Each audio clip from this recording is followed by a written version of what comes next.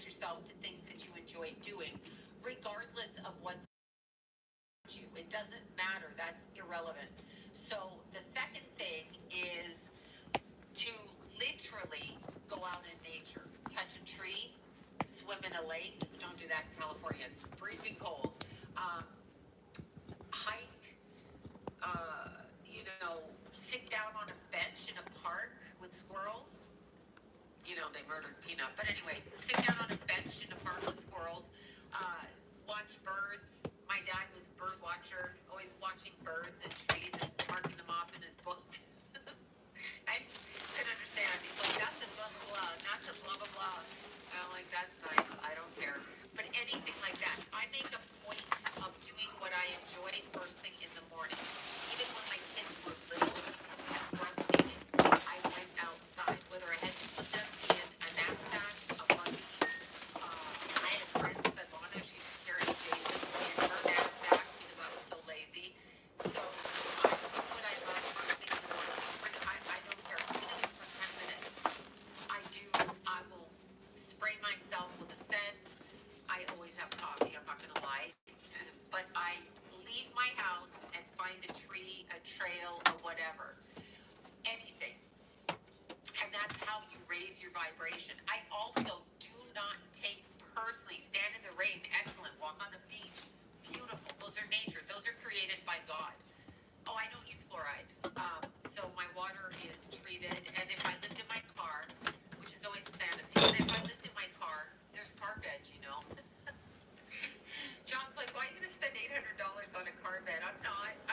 I'm just looking at it, trying to figure out how it works. Anyway, and it works pretty cool. So I'm thinking if I'm hiking on the trail, maybe I'll save up for that one day. I don't need it. I'm making it if I lived in my car, I would use a filtered water bottle. That's what I would do. I do not brush my teeth with fluoride. Keith and I did not.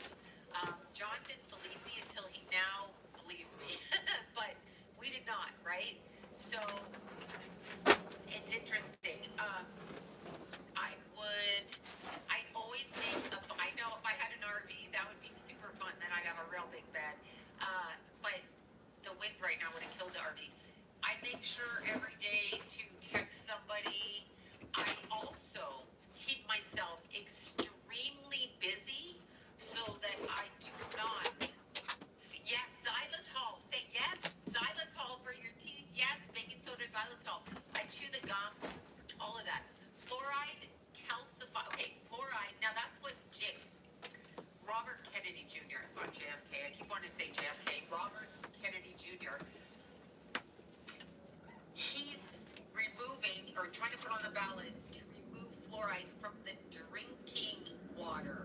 That is so. If I use non-fluoride toothpaste, Tom's, Jason, it's called Jason's toothpaste, Tom's toothpaste, baking soda, coconut oil and baking soda. I use all kinds of stuff.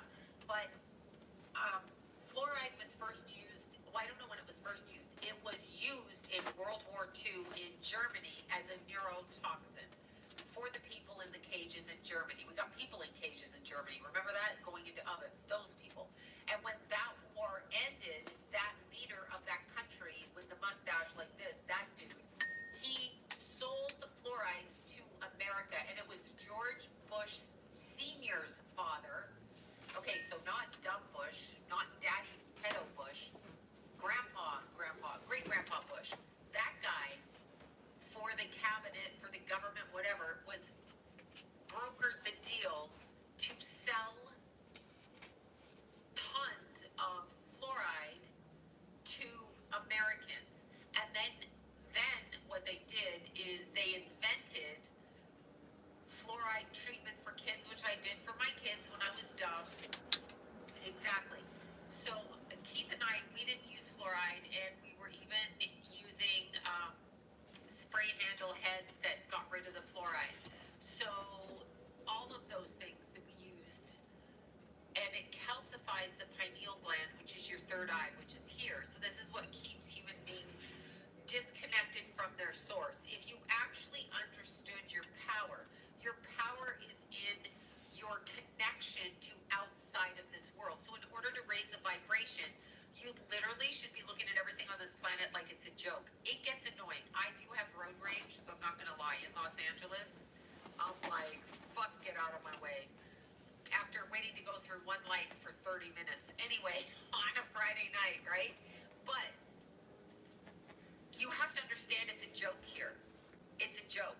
Like, those people on TV, blah, blah, blah, blah, you're here 70 years and then you drop out of your body. Do you think it fucking matters what happens? So you spend this lifetime in jail, you spend this lifetime out of jail, you spend this lifetime with your children die, your husband dies, your parents die, everybody dies. So what exactly are they withholding from us is our ability to be powerful. So in order to raise a vibration, you must live in your power. You do not have to do anything you are not comfortable with. Don't we tell kids that? Don't we tell little children that? Don't do it if you're not comfortable. Don't let the doctor touch you. Don't let your coach touch you. Tell your, adult.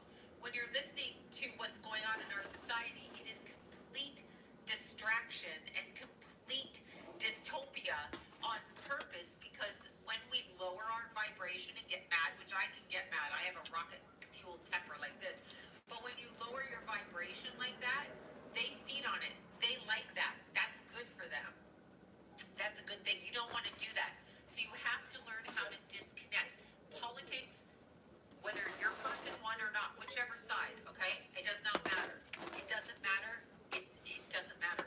Because whichever side wins, it's not personal to you. They do not care about you, okay? They don't know you. You don't know them. So nothing about you as a person matters to them. It's all for a power grab to have control and the pretense of freedom. When you understand that, and when you pray, and in prayer, you will not be affected by that to the best of your ability. And so that's it. That's what you are in control. You are in control. That's why I don't have medical insurance.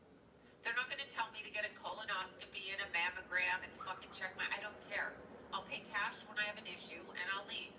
That way they will not control me in that circle of money for them. I don't like it. I believe in my own health, holistic health. You don't need the drugs that they're doing. You know what I mean? You don't need the drugs. You don't. Eat properly. Drink water. Brush your teeth.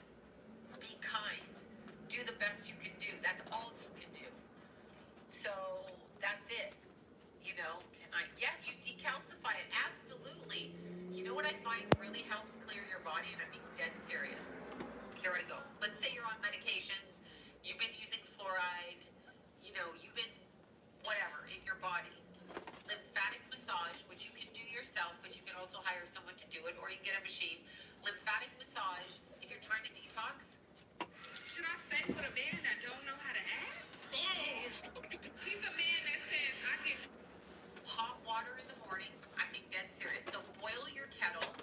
Make some hot water like you're going to have tea, but don't put the tea in it unless you want the tea in it. But try to drink a half a cup of hot water because it clears your intestines, okay? So for 2 minutes when you get up, have a cup of hot water.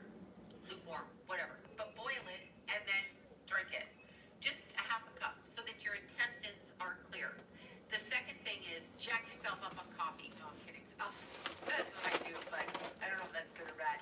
Anyway, the hot water, right? And then when you're trying to detox, you have to increase your water and your movement. Most important, to massage the bottom of the feet to release toxins out of the body. So if you can find, and I think they have them at Marshall's, those mats that have like little things that stick up like this, little prickly things? Walk on those with your bare feet, okay? So it's stimulating the chakras in the bottom of the feet. Where toxins get stuck in the body is orchestrated on the soles of the feet, the hardest place to detox. Once you distilled water, absolutely. Once you get that going, then that's what you do, right? So lymphatic massage, doing whatever it is you want to do, a shaker board, yeah, do that, root chakra, exactly. And then start eating healthy. I do when I'm not too hungry, like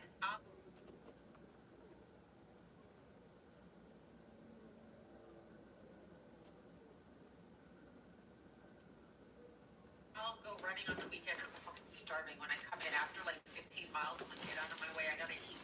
But try to only eat in like a 6 hour period of a day. Try to fast. What is 24? Try to fast for 18 hours a day. Do all your food in one chunk. When I was growing up, I did that naturally. I ate breakfast as a kid. Yes, it would help your kidneys. I ate breakfast as a kid just because my mom told me I had to. But when I ran away from home, I did not eat breakfast until 2 in the afternoon. My eating is done from like 2 to 8 o'clock at night. That's when I like to eat. Or in that chunk of time that I try not to eat. But sometimes I can be savage and eat late at night. So that's what I try to do. I only eat dinner and a dessert. Yeah.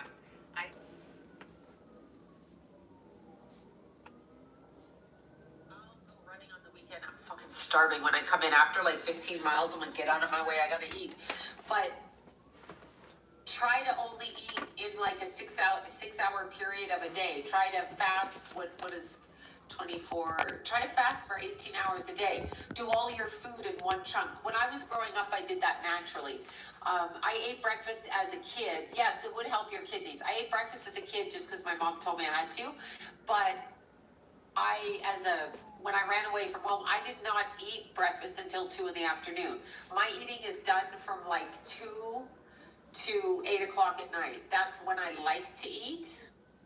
Or in that chunk of time that I try not to eat. But sometimes I can be savage and eat late at night.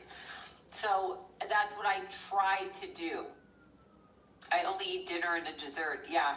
I love dessert. Yes. Yeah, look at you guys. We got the cat eye nails. I did them this is my Thanksgiving nails now. Hopefully they stay on. Can you see? Cat eyes.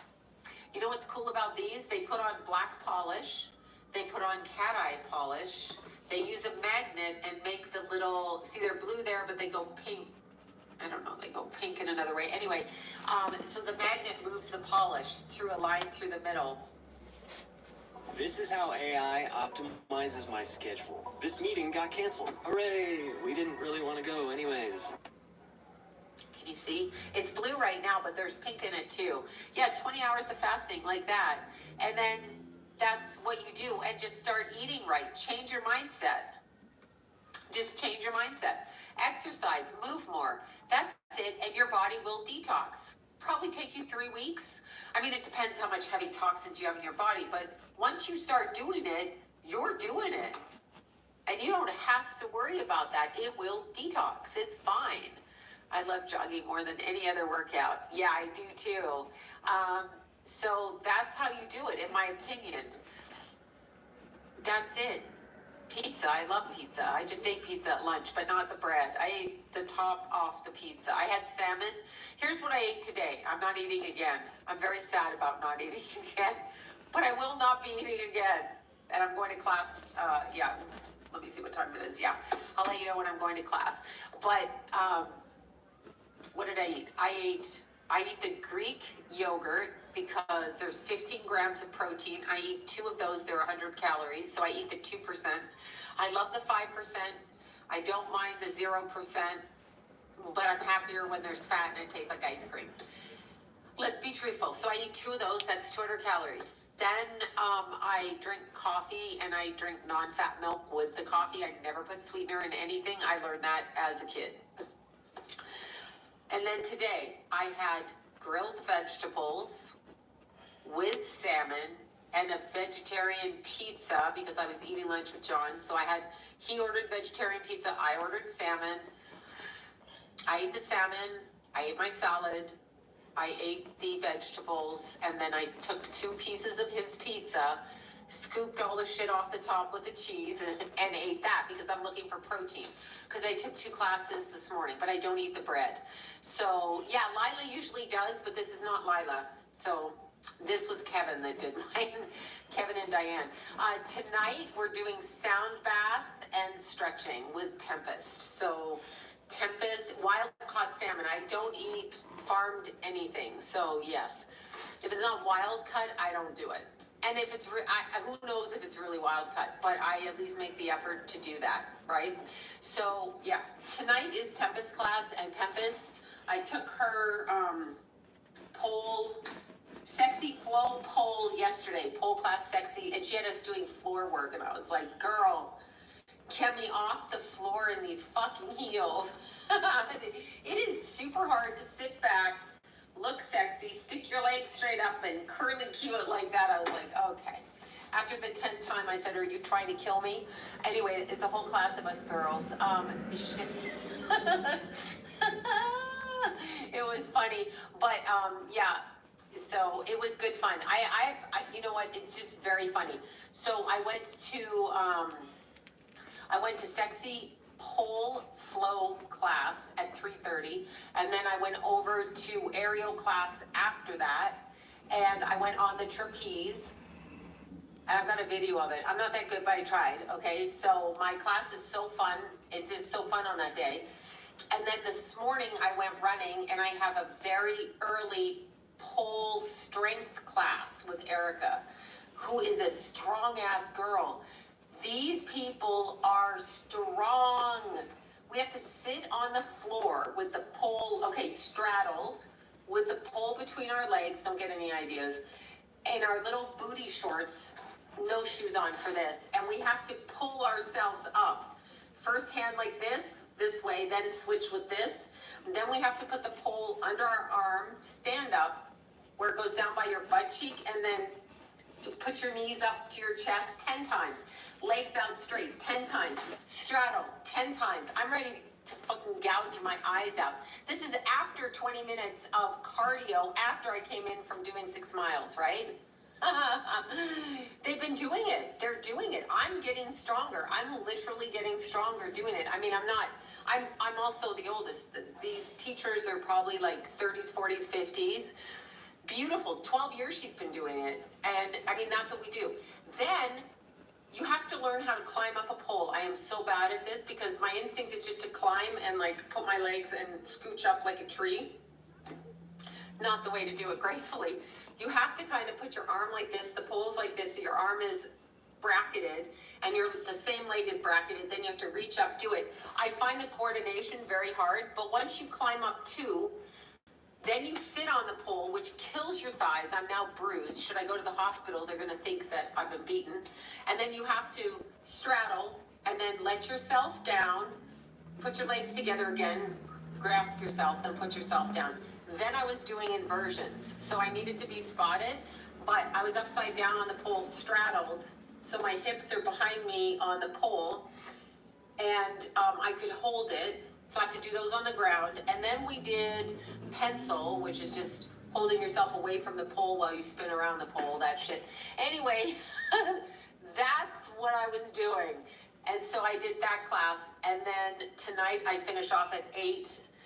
When I'm in class, these are the happiest things of my life, okay? Just being able to move and move my body like that. So tonight is stretch class with Tempest, and she's using sound bowls. So she's gonna make it really nice.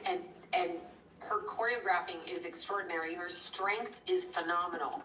So I have a master teacher teaching me how to try to be flexible. Oh my God, it's so hard. So, no, I'm not turning John on. John met me as a stripper. He knows who he married. Yeah, no, it's pretty funny. I know, right? The sound bath is tonight. That'll be really fun because Tempest takes us into a meditation, and it's an hour and a half of like stretching. And, you know, sometimes, I mean, I told you, I don't know if I told you, no one cares, but I'm just going to say it anyway. You know chairs that you fold out at parties? Like you go to a gymnasium and maybe like at school, your kid's school, and they have the chairs, right? The fold-out chairs that have the hole in the middle. Well, we have to get on the chairs. They're against the wall. They're a foot from the wall. And so the seat of the chair, the back of the chair is towards the wall. It's a foot out. We have to get on the chair. We have to go back like this with our hands roped with the yoga rope, bondage class, against the wall like a bridge with your thumbs like this against the wall backwards. And then we have to put our feet on top of our legs and do these exercises to stretch that whole muscle. Not to mention being claustrophobic while you're stuck in the chair trying to come out because you think you're gonna fucking fall over.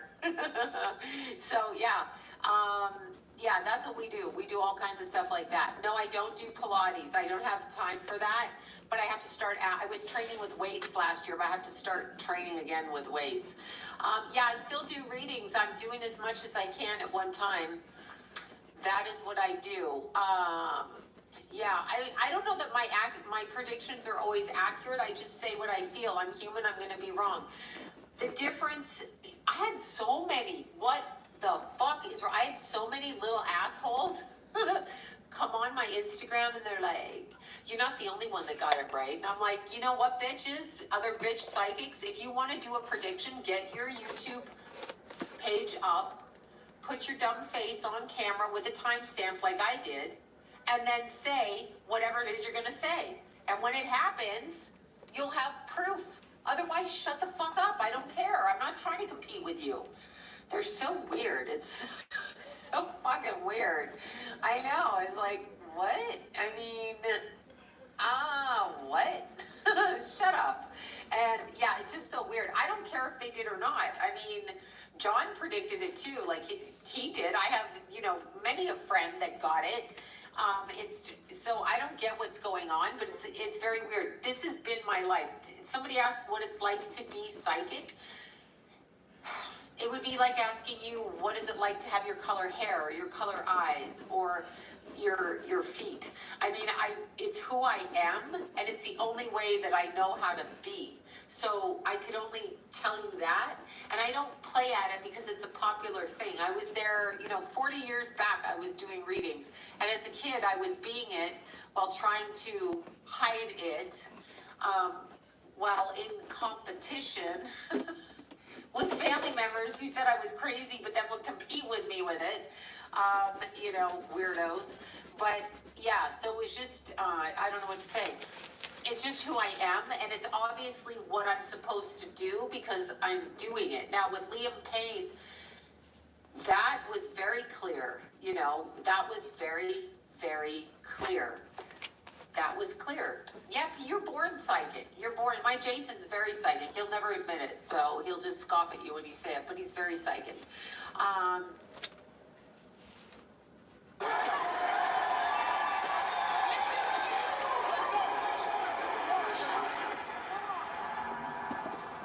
It's only a shot.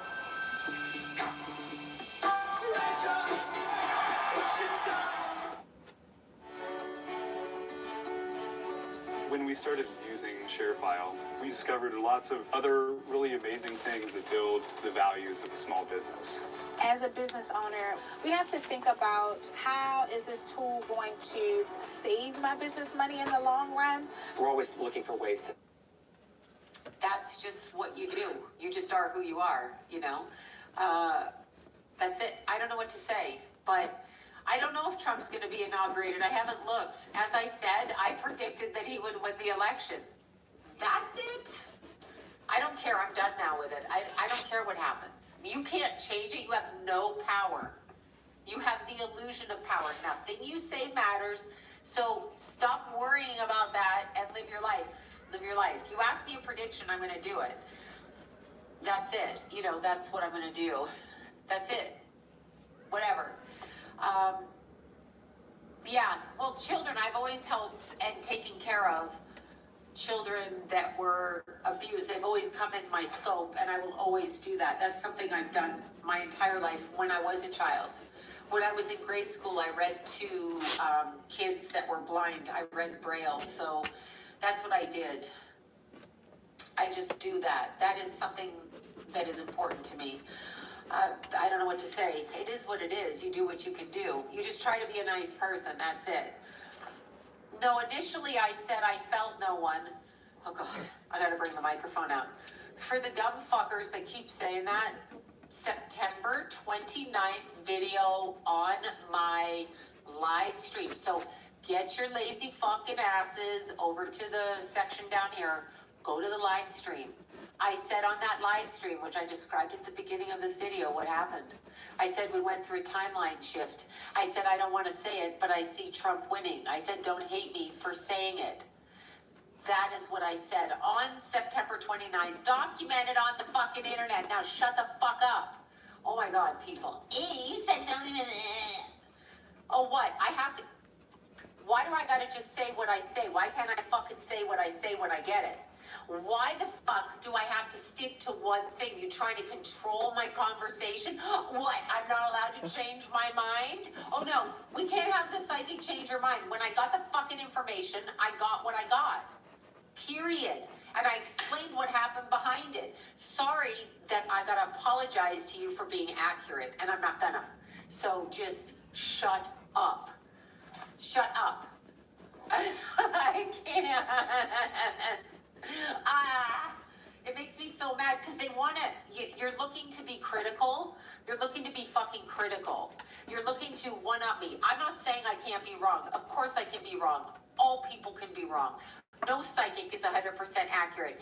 They're probably not even 50% accurate, myself included.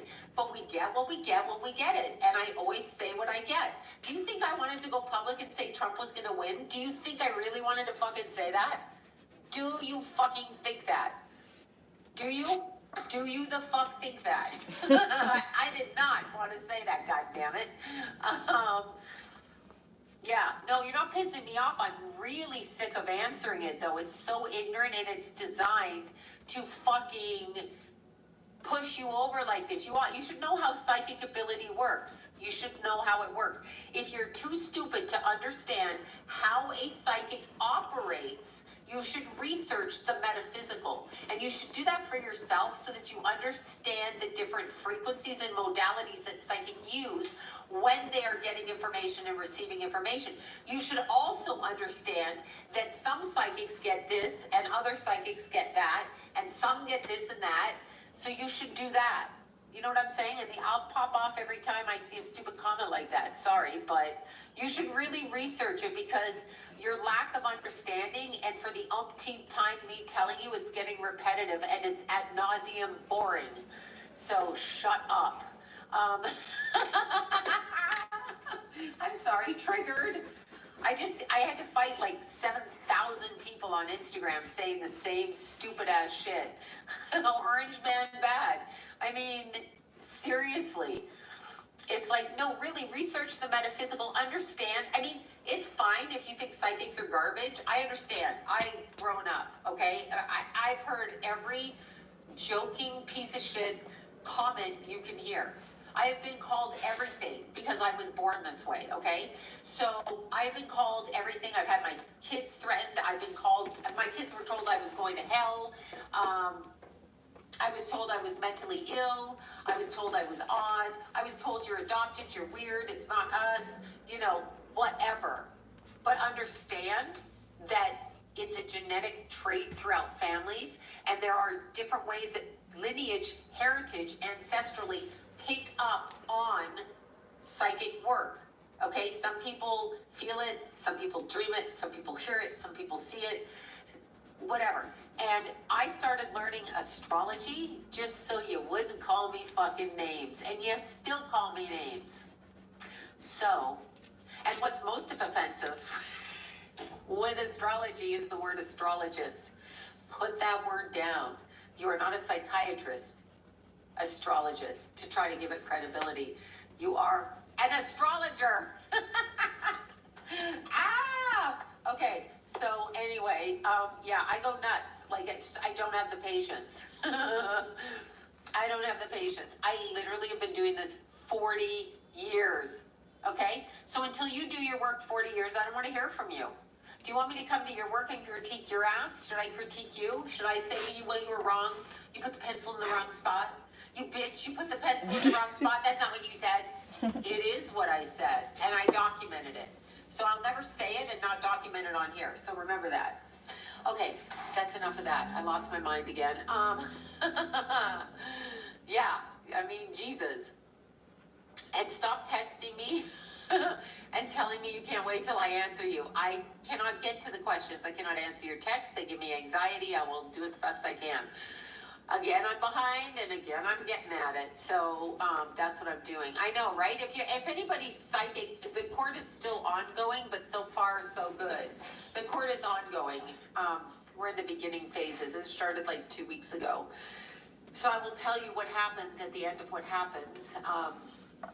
All of that. Yeah, no, people get it. Anything they do.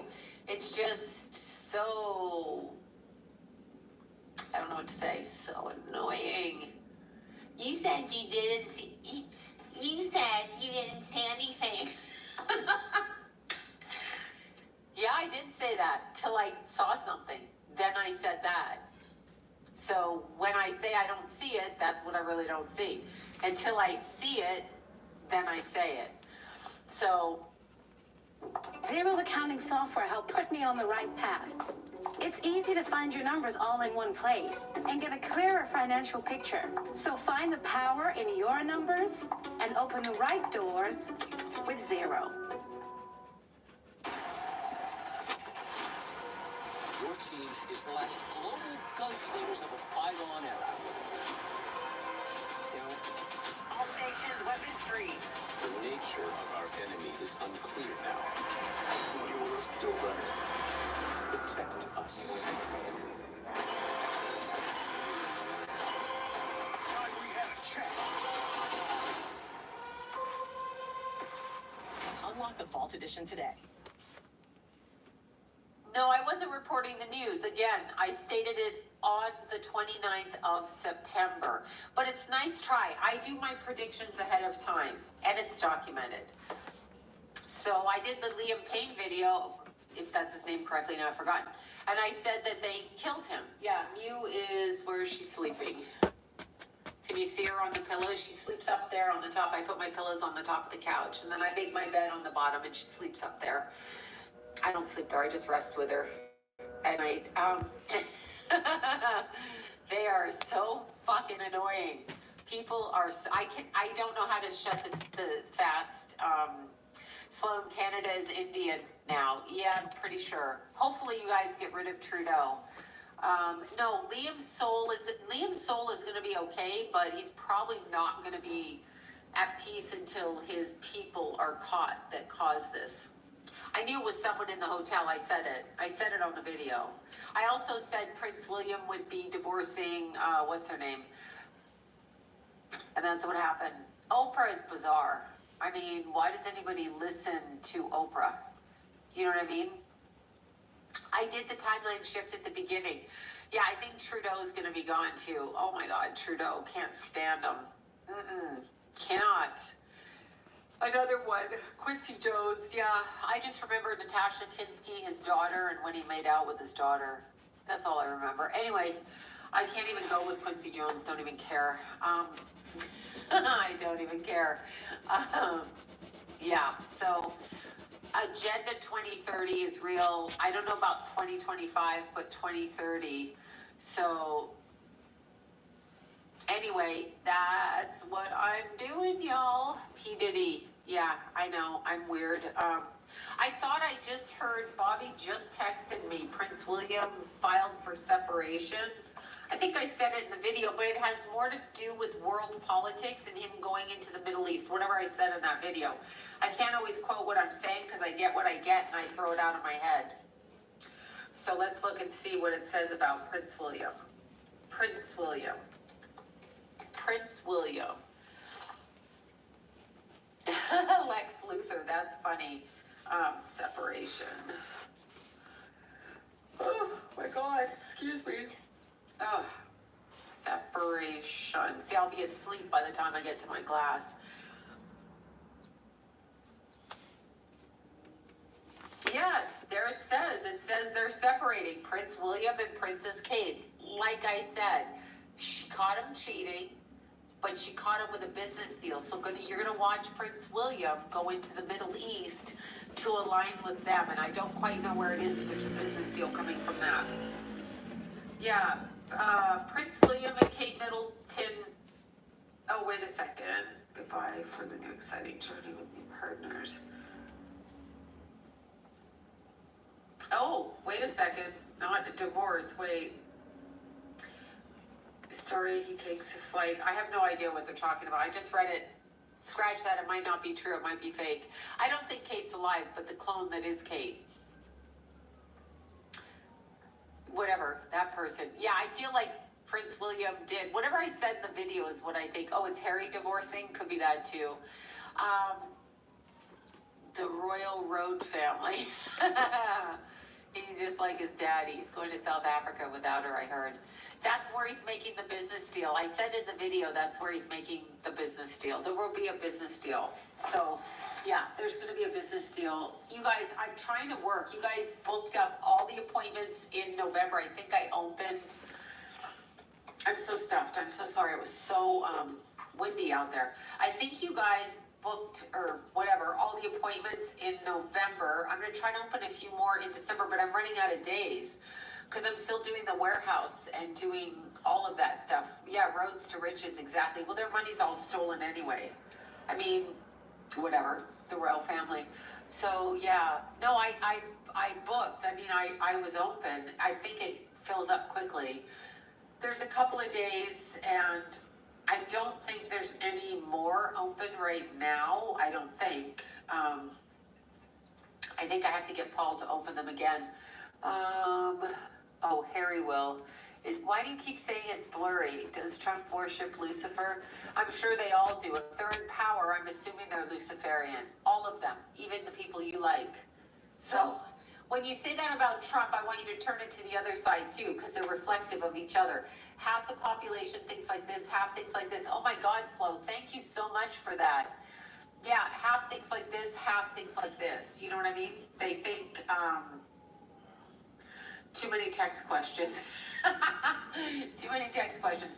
So people just think, see, you got to get out of that thinking.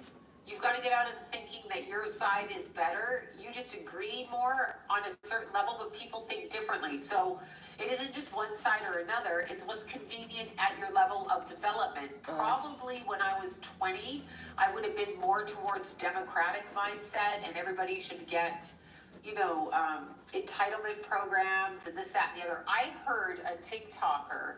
Thank you so much, Flo, for that. That's so generous. Thank you. I heard a TikToker talking about the government money would stop because Trump was in office, and she was talking about Social Security, and I'm like, he can't stop that. She goes, you know, the programs where they give people money, and she mentioned Social Security, and I'm like, no, that's their money. Like, I don't understand, but I guess they're not taught or not educated or whatever, I guess. I'm really not clear on who is what, you know, who is what and what is who and da-da-da. So, yeah, kind of interesting, but yeah, I have no idea what to say. So interesting. Oh, hi, Lou. Want to come up? She just jumped down. So, yeah, she's like, the Social Security. I'm like, well, everybody pays into it. Who pays into it should be getting their money back. Hi, baby. Watch, I'm going to try to catch her to come say hi. You got to act like you don't want her, though. Hi. Come here. Hi. Here. Oh, my God, don't scratch me. There. There's Lou. Look, y'all, it's Lou. It's Lou. She's come to say hi. Hi, sweetheart. Mommy loves you.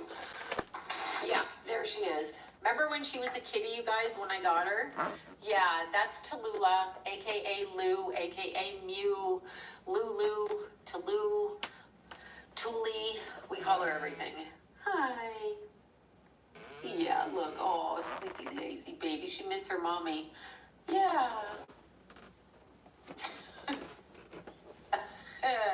Yeah, she's so cute, huh? Yeah, Paige's aunt gave her to me. Paige talked me into it. Then tried to talk me into another one. I'm like, Paige. Oh. Nope, she's gone. Anyway, tried to talk me into another one. So she's really cute. Yeah, she's really, really cute. She's lovely. Yeah, Tallulah, Lou. When Tulip died, I got her the following July. Tulip died in this week in November after Keith died in July. So Keith's cat died in November. And then Paige talked me into Tallulah. And I'm like, oh, Paige, I can't watch another kitten. And she was like, look at how cute, and kept sending me pictures. And then I wanted a different color cat from the litter of her aunt. And when I went to check, somebody took that cat. But whoever booked this kitty never came and got her. So of course she was my kitty, and then I brought her home, and then she hid in the shower, and we've been besties. I take her to the babysitter when I leave town, though. I don't even leave her. I leave her maybe 10 hours by herself, but then I take her to my babysitter, Vicky, and she stays over there. Yeah, Kitty's with him on the other side. Tulip died November of 2020. She was so distraught after Keith left. So, yeah. It was I probably couldn't even, I remember John calling me and saying something was wrong with her, she wouldn't eat. And I tried to bring her to my house because I was separated, so I tried to bring her to the house so she could stay with me, right? But she was 16 then, and I wanted her to sleep in Keith's room. And then John didn't want her sleeping in Keith's room because he didn't want to see the door when he walked by. He didn't want to see in the room, so he shut her out of the room, and then she had to go downstairs with baby Jack, and she didn't like that. And then she tried to hide, and then Jason called me and said, Mom, she's not right. So I rushed her to the vet. Right as I walked into the vet room, took her out of the box, handed her to the vet, she died. Like, she died, he handed her back, she died in my arms. I lost my mind. I could hardly breathe. So yeah, I just looked, and I just barely made it there. I'm sorry I spent the last 20 minutes of her life doing that, but her little body, she looked like an angel, but a fake angel. Like, you hang those things from the tree that look like angels, and the head has like styrofoam, and then the body is just like not full. That's how she looked. Her body just went limp, and I watched her just go right out, and I couldn't stop sobbing. Like, I'm sure they thought I was gonna have a nervous breakdown. Yeah, so then I cremated her, and her ashes are not out here. They're in my bedroom next to Keithy. Some of Keith's ashes. So yeah, I couldn't understand. I was like, I walked in, and she tried to get away from me in there too. She wanted to go hide, and I was trying to fix her. And so I just thought maybe she ate something, or maybe a poinsettia, I didn't know. And that's what happened. Yeah, no, and I was hiking that morning. I was coming down Mount Wilson, and they were calling me. And then I thought, I'm going to go home and shower. She's probably not dying, because you know me, I'm in denial. So then when I went to get her, and then when I made the appointment, I just took her right then. Yeah, it was very sad. Very sad. So she did die of sadness. Keith was her boy. She slept under the covers. Keith would say, she made my bed all furry, and then he'd send me a picture of the cat rubbing on his pillows. That was in 2020. She did die of a broken heart. Yeah, it was interesting to watch her leave like they all leave. Her body looked like Keith's body, but just a cat body. Same thing, their little souls go. So yeah. Oh, Tulip loved him so much. Yeah, she used to sleep with Keithy every night, no matter what he said. He said, I'm not going to let her in. She made all my clothes. She rolled in my laundry. The usual cat tricks, right? Rolling around on the black clothes. So that's what happened. Yeah, no, they do protect us. She went with Keith. I know. And then that Paige brought me Tallulah, and Tallulah, wherever she is, are my buddies. Yeah, they're wonderful. Thank you all. Yeah, they do choose us. Thank you so much, you guys, for the super chats. Flo, oh my God, I don't know what to say. You are so generous. Introducing a redesigned Dick's experience for a sports destination. Cats have very strong emotions. Tallulah swats me sometimes when she's bugging me for food, and she goes like this, and I'm like, holy shit. She does not go near Meadow, though. She don't know what Meadow is. She swatted Lila, too, but it's pretty funny. Our pets do go to heaven. Of course they do. There's never a reading I've done on a client that used to come to my house that had pets that passed away that I didn't see the pets coming in behind them. Like, pets tend to stay very earthbound even after they pass, and they will try to come back and back and back as our pets in different forms. Like, it could have been, it could have been a cat that maybe was a dog that was a cat. I don't know about like goldfish, but like hamsters and bunnies, and they come back. So they come back through various things. Yeah, they do. They really wait. Even your dogs wait around, I've told this story before, speaking of pets. Jason was 13 and Keith was 10, but we had a standard poodle named Tucker, right? Yeah, cats can see spirits 100%. So Tucker was like a 90-pound standard jet black poodle, and he was my baby. Before I had babies, I had Tucker. And so I carried him in my purse. I carried him with me in the car. I went walking with him. Every week he went to the beauty parlor to get his little nails clipped and put bows in his hair. There was this like lesbian couple in Burbank that used to do Tucker's grooming, and they did it for years until Tucker died, like his whole life. And they're really, really cute. But anyway, Tucker had cancer. He was 16 also. And I was putting him down, but I didn't want to tell my kids that. I didn't want to tell them, obviously. And Tucker couldn't, his hips were giving out. He couldn't walk down the stairs. He had really bad, problems and all kinds of things like that. And he was named when he came to me. My adopted mom raised standard show dogs, poodles. And so she sent me Tucker because he could tuck the food away. So it was from her, and I never changed his name because he had a name. I don't change people's names. But anyway, little Tucker came. When we're screaming outside, hey, Tucky, Tucky, Tucky. Sounds like you're saying, hey, fucker, fucker, fucker. But anyway, sometimes I did call him that. Sometimes I got mad at him and I cussed him out. But that's me. Anyway, Tucker, I was taking him to the vet. So I took him to the vet that morning, and they put him down. I never told the kids. I just said to the kids, give him a hug goodbye, right? Just give him a hug goodbye. And, so they come home from school. I'm like, oh, Tucker passed away. Didn't say how. I just said, he's at the vet. And yeah, he was 16. All my pets have been 16, even Z. Z was Jimmy's dog. Jimmy up there, Keith's brother that passed away. When I met John, Z was little, and she lived 16 years. And we got Tucker just before she passed. And then Tucker, and then I had my kids, and then it was cats because I rescued Tulip. And so she was the cat. Thank you for that. Celebrities are always with her. Okay, I'll answer your question in a sec.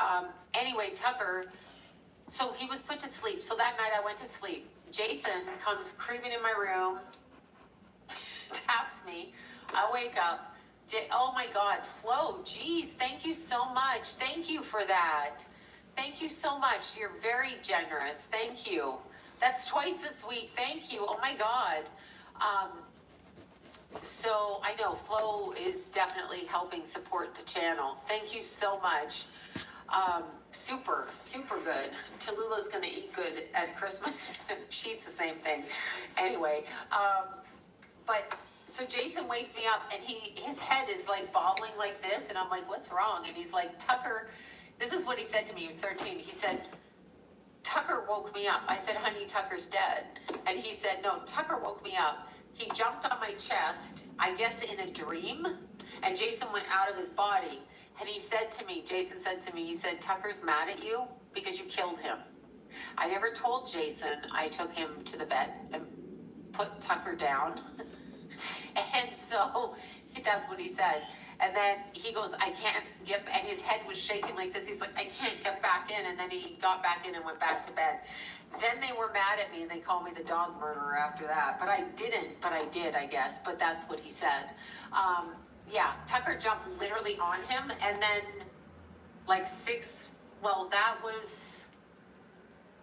that was March. No, that was April. Tucker was already 16. That was April. He was April 4th. Most of my pets are Aries. Tulip was an Aries. But she was born right after Tucker died. And then I found her in June because my neighbor got her and then just left her outside. And then, I know, right? That's what no, you couldn't. Jason was so psychic. But Tucker jumped like this, and he said he flew out of his body, was running through a field, and Tucker was telling him. Right, so there you go. Exactly. Okay, now answering the question, Jason's more psychic than I am, which he has stated in the midst of arguments throughout high school, but will probably deny it at this point. Yeah, Michelle Lemmy, I don't know her personally, obviously. I think she probably starts this. She has grills on her teeth, which I mean, it's personal taste at her age. I think she's like 70 something, right? 78, 76. So, I mean, at her age, who really, I know Tucker was mad, but then he came back as Tulip, and we always thought Tulip was Tucker. Yeah, no, Jason is. Jason's always been spot on. But Michelle Lemmy, she is known as a high witch, so she's probably a ceremonial witch in the sense that she does things. I think the stuff on her hands now, I find it very unattractive, but I believe that she has said it's through a tribe of people that she follows. So I can see that too, and she may follow those tribes in order to access her abilities. You see what I'm saying? She may use the same kind of witchcraft that those tribes use, which is why she does what she does. Thank y'all for the super chats. They're apparently a witch and warlock, but there's many. People don't believe that. They do not believe there's witches and warlocks. There's witches in your co-workers at your work, at your corporate job in middle America that you don't even know about. There's all kinds of witches and warlocks everywhere. Michelle Lemmy, there's all kinds of, witches and warlocks and people that use spells against you. Take your hair. Always watch your hair. Don't let people take your hair. I would never. I've told this story a billion times. When I worked with other psychics and I had my period, because I used to get my period. Now I'm that old, I don't. That's right. Menopausal, postmenopausal here. Anyway, so like I'm fertile. Okay. Anyhow,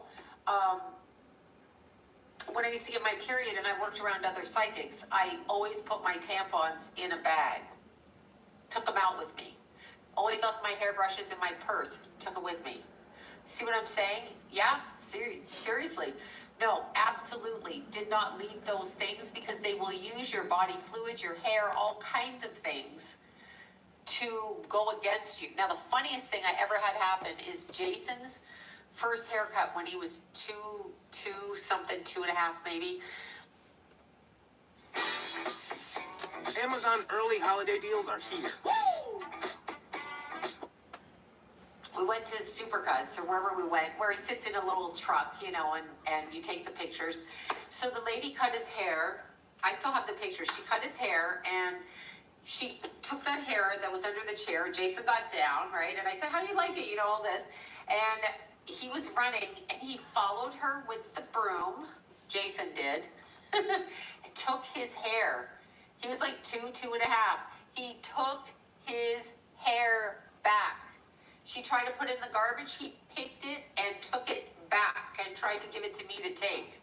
Seriously, he knew as a child. What I'm trying to point out to you, he knew. Oh, she's 80? Yeah. He knew, right? Voodoo witches, exactly.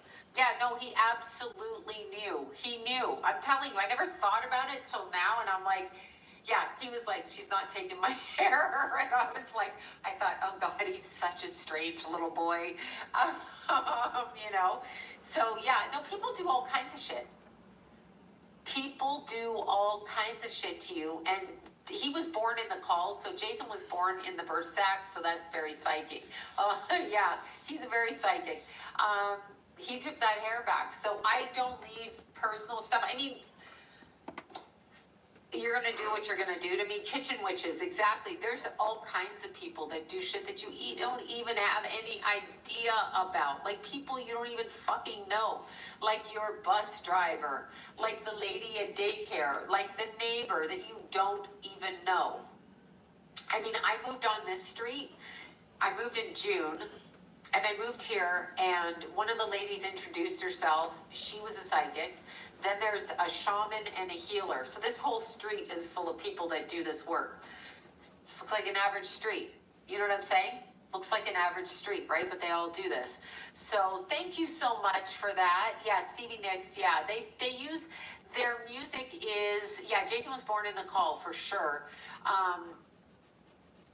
No, not all witches are bad. That's not what I'm saying. I'm saying Michelle Lemmy, the way that she looks implies a certain thing. Now, I'm going to look up her natal chart and see if she has cancer. sometimes people with strong Cancer placements will, because they are so sensitive, there's a vortex on the street, exactly. Sometimes people with very, very strong emotions like Cancer who pick up everything will deface themselves so that they bark you away like a pit bull, back you away, because they are so sensitive and so soft inside. So let me see if she has Cancer. I'm gonna look up her chart. I've never looked at her chart. She strikes me like a Sag because she likes to look like she's from a different culture, which is also just makes me think she does whatever kind of witchcraft they do there, you know, in that country, in that state, in that wherever she's from. Thank you for the super chats, y'all. Michelle, let me natal chart. Let's see. I don't know if it's correct. I'm only going online, right? Oh, no, she's in April 20th. That's you know whose birthday. You know whose birthday that is? He's a 00 degrees Taurus, the guy that started World War II. Well, I don't know if he started it. He was part of it. Yeah, she's April 20th, 1944. She's a monkey. Her birthplace is OYONNAX. I don't know what that is. She's a birth number 2. Life path 6. All right, get to the chart so I can see what the hell this woman has. Cancer rising. What did I tell you? That's why she's marking herself. Cancer rising. She has Moon in Pisces, Cancer rising, Mars in the 12th in Cancer, raised by an alcoholic and or a very weak male. So that's why she's a powerful female. Saturn in Gemini on the 12th house cusp, very interesting. Karma with writing, karma with communication, right there. Neptune in the 3rd retrograde. First house Pluto in Leo. So she's 25 degrees, 29 seconds Cancer rising. Pluto in Leo, North Node in Leo, Jupiter in Leo. North Node 2 degrees, conjunct Pluto at 6 degrees. That's on the self. So she has to use her own energy to work karma off in this life, right? So, and then Jupiter at 17 Leo. So that's what she's doing. Michelle Lemmy. So what I was saying in the beginning, I hadn't looked her chart up. So I said, let's look it up. I said, I bet you she has strong Cancer placements. I find fully tattooed people, people with grills, people that are like, rah, rah.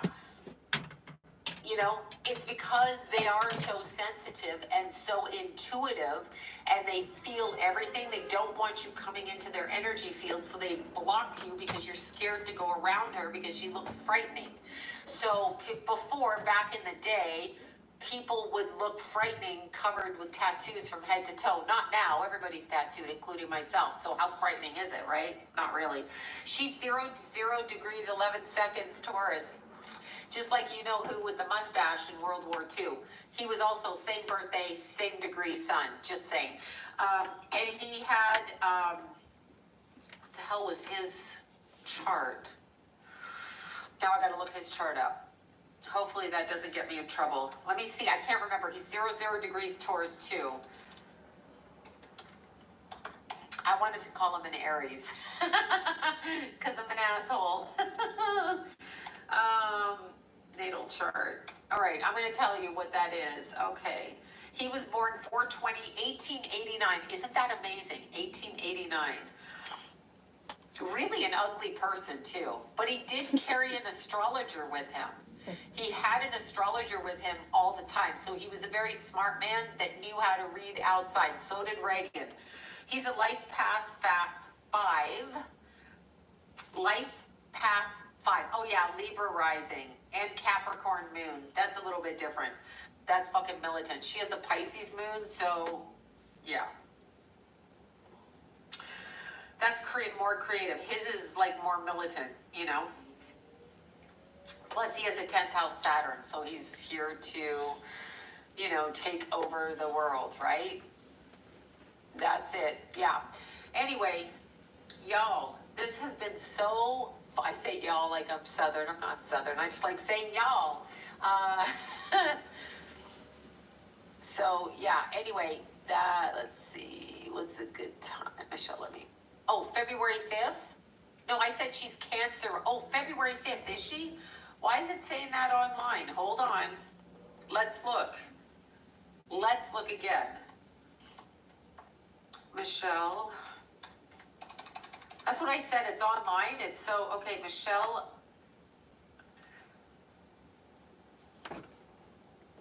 All right, hold on here. Okay, Michelle Lemmy. I have her April 20th. I don't know why they're saying February, but let me look again.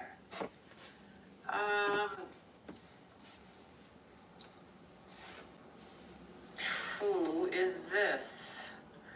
Okay, well, Rick Owens is a Scorpio. He's Scorpio. He's in November 1861, Porterville, California.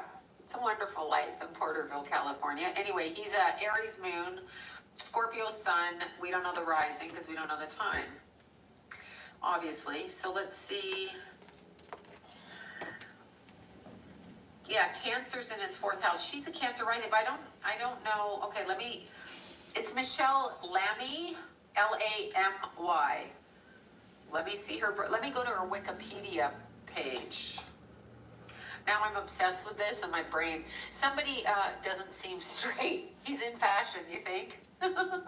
Sorry, he's in fashion. He's probably not, none of them are. They play that way. They don't believe the way that we believe. Wiki says February 5th. Interesting. Yeah, that's weird. Let's see. The fashion designer, if she's, yeah, she does look frightful. She looks frightful. Olivia and Mitch now share a space. Not so much taste. Seriously? And when she was stuck on marrying their styles, she went to Michael's for custom framing and made a gallery wall that displays their art of compromise. Turn ideas into ideas. Michael's, everything to create anything. Let freedom ring. Let freedom sing. Let it hug tight. To the military service members who give us the freedom to live happy, healthy lives, we're proud to raise health to give you the same in return. Northwell, raise health. See, I'm looking, hold on. Yes, you're right. They say February 5th. So they fucked with her birthday. What's her name? The bionic woman? The hell is her name?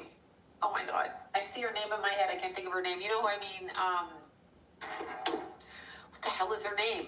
The bionic woman. She used to do that. Sometimes, see, if you're smart, she looks like the Crypt Keeper. Lindsay, yes, Wagner, thank you. If you know about astrology, you're probably not going to put your real chart out there because people can use ritual against you. Too late for me on that. Mine is out there. But, and someone asked, am I sure I'm not a Virgo? I have 1st house Virgo. So I've got Pluto and Uranus in the 1st house in Virgo, even though I'm a 29 degree, 40, 38 second, 43 second. Leo rising. I can't remember if it's 38 or 43, whatever. Let me see. Natal chart. Let me see if I can find an Aquarius natal chart for her.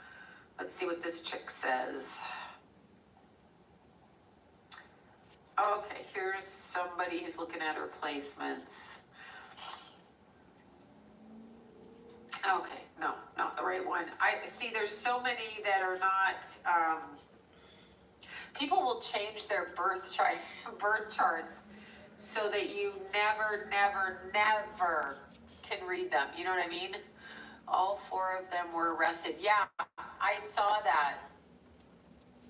Willie Lopez, be nice. I love that. Movie Ghost, Willie Lopez. Yeah, I can't get the right date. I mean, it's telling me April 20th. Now, are they making that up for a reason? This is so weird. Now they've got her as an Aries on one, born 1954. Okay, they're just fucking with her. So she's done it to scramble the airwaves. So we're not even gonna look at her. Wrong date when we are born. Yeah, it probably could. Oh, yeah, no, I know the calendars are off, exactly. Yeah, well, she's in hot water. Is she? I don't know. Well, you guys, you know what? Thank you for coming to join the live stream. I'm trying to get back to everything, but now that I'm reading more, I'm going to be reading more. You know what I'm saying? So when I'm reading more, Waterloo, Canada, California, Waterloo. So when I'm taking a point.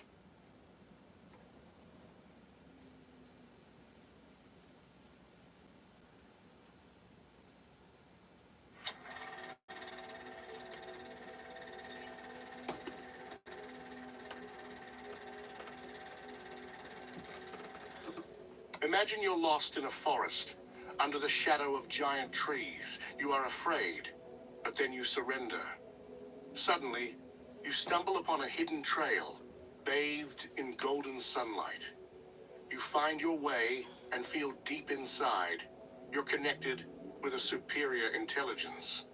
This is synchronicity, the invisible thread that connects the inner workings of your mind to the unfolding of events in the world around you. If you are here in this video, this is not a mere coincidence. It is a synchronicity to help you in your voyage of enlightenment. It happens when the boundaries between inner and outer worlds blur. Keep watching to go deeper into the message and understand what the universe wants to tell you. Carl Jung, the renowned Swiss psychiatrist who first coined the term synchronicity, believed that synchronicities are not mere coincidences, but meaningful connections between our thoughts, feelings, and the external world. For him, it is the intersection of the subjective and objective worlds, where inner experiences mirror external events in a meaningful way. At its core, synchronicity is a bridge between the depths of your psyche and the vastness of the external universe. One of the most foundational examples of synchronicity comes from Jung's own life, involving a patient who was describing a dream involving a scarab beetle at a crucial moment in her therapy session. As she recounted her dream, Jung heard a tapping on the window. When he opened it, a golden scarab beetle flew into the room, an extraordinary and improbable occurrence. This synchronistic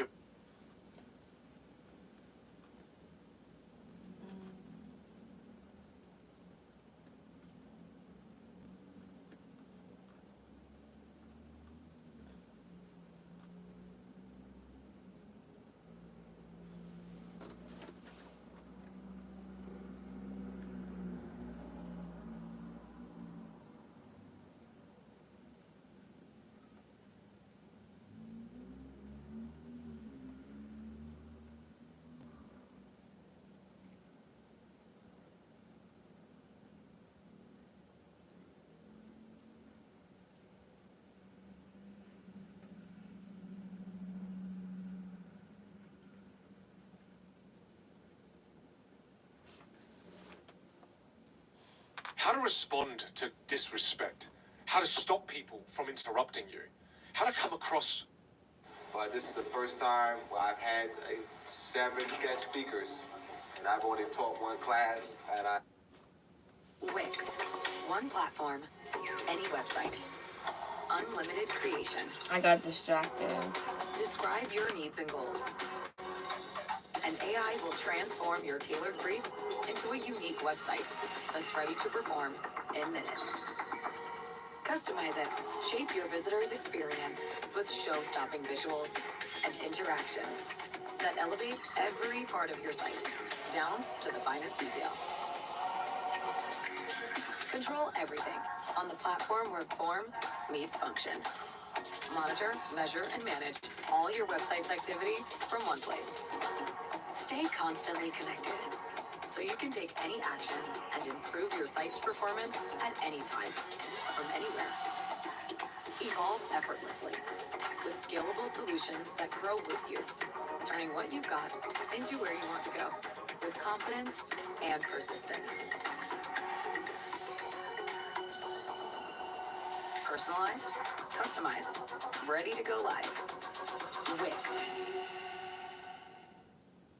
Please don't skip us, because if you skip us, you're denying us and our family and the chance of visibility for people who... I say 4. All right, so without further ado, I present to you your guest speaker today. And our etymology class at Temple University Pass Up, Sister Zodiacus Eel.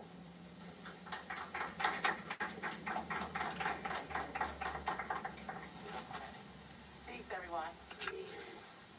What we're going to go over today is a word called a parable. How many people have heard of a parable? Biblical parables? Okay. Whenever you see a scripture that says it's a parable, it derives from the Greek parabola. Okay? Every parable is a geometric figure. When you look up parable in a dictionary, do you have your dictionaries? I found this dictionary in the trash, by the way, but it's the only dictionary I could find that had a picture of a parable. So it's raggedy, but it works. So I hold on to it. Oh yeah. If you want to show everybody what a parable is a geometric curve, okay, that aligns star clusters. And the specific star cluster we're going to go over today is the star cluster Pleiades. All right? The seven sisters. That's right. But it goes deeper than that. Okay? Job 9:9, 38:31, and Amos 5:8 speaks of the Pleiades star clusters. And this is kind of important because the Pleiades star clusters are showing up this in December. So you know. In Job 9:9, in his suffering, so that you'll know what a suffering is and why Job suffered. Job suffered because he was in his lower state of mind. It's called your carnal self. Pleiades are the seven stars of Atlas. Okay? Atlas in Greek mythology was the one who held up the world on his shoulders. Okay, that's the watered down version. However, what it's speaking of is this part of your neck that connects to your medulla oblongata. And when you stay in your lower self, that is where your soul exits your body. Okay? But by knowing that, if you know etymology, you will find how to break down parables. Okay? With the Pleiades star clusters, it's based on the power of seven. What? Yeah. I have it right here.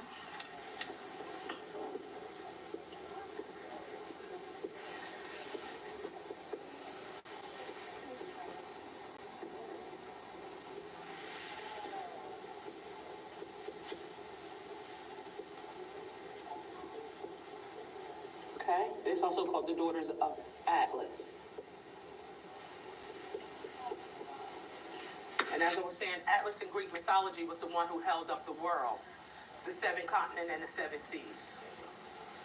All right. However, what this is talking about in Pleiades and Job and the book of Amos is basically talking about the seven ruling planets. Okay? It correlates with the seven seals, the seven trumpet sounds, the seven churches of Asia. The number seven is recorded in the Old and New Testament 360 times. This is a parable. The number seven is recorded in the Old Testament and New Testament 360 times. Okay? The preamble of the Constitution has 52 words. 5 plus 2 is 7. There are 7 articles in the Constitution. 7 is the number that this planet vibrates on. You have 7 chakras. All right? Because the whole book of Job is about the number 7. So I can show you what he's talking about in these scriptures and what they mean.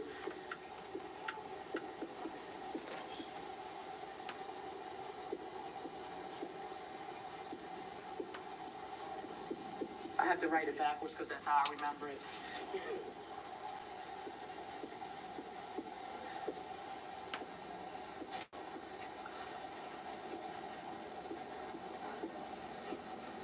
These are the days of the week. Are you aware of the 7 days of the week? Okay, you know the etymology of that. This right here where Saturn This is the first Pleiades stars, which is called the Gate of God.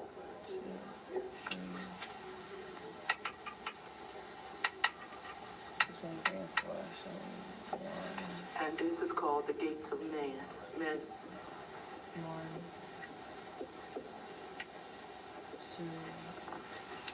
Okay. There's this thing called, when you ask to come, your soul to come back into the flesh, you ask the universe for permission to get a physical body. Everybody's soul enters through Saturn, which is discipline. Okay, that's why they call it the gates of God. The gates of God and the gates of men is the tropic, the common name is the Tropic of Capricorn and Cancer. Or the solstices. Or known as the solstices. Capricorn and Cancer. This is the winter solstice.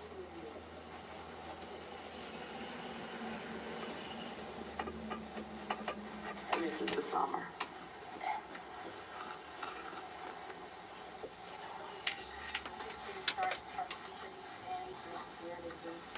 Yes, each one is a gate. Okay. And in the book of Genesis, it's called the ladder of Jacob, Jacob's ladder. It's this one, not this one. This one. Alright, so here. Okay. These 7 represents what we call, the first thing is Jacob's ladder, which is the 7 ruling planets. And then it's the Hermetic principles. I'm gonna just get the information up here, and then I'm more focused on not informing you, but whatever I give you to transform you. How when you leave here tonight, you can take what I learned and apply it to your life when you walk out this door. So this. I try to make all my classes like that. Okay? It will change your life. This way. That's the inside of it. And then the outside of it is like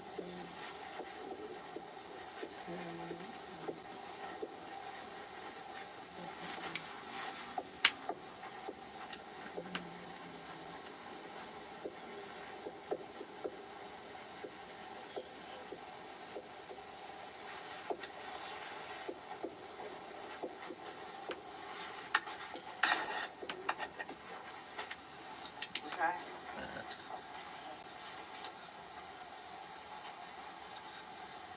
Now, to give you the importance of this, each one of these gates have a specific time that rotates around your body. On your solar return, or most commonly your birthday, okay, you are in a cycle called opportunity. Okay, y'all have your dictionaries?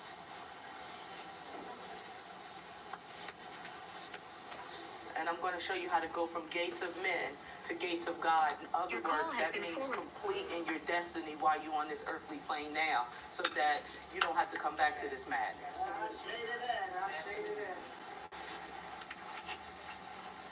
And on your day of your birthday starts with, it's called your sun cycle, or the cycle of opportunity. Can someone look up opportunity in the dictionary?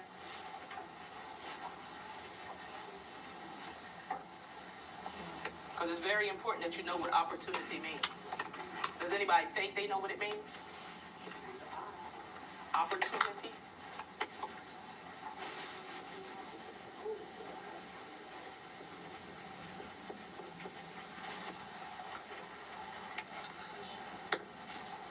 You can use the skills that I'm taught you so far.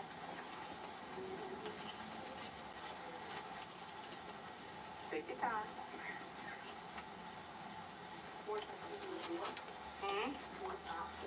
Port, close.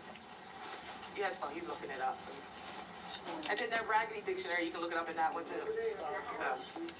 It's time to do something. Okay, that's connotative.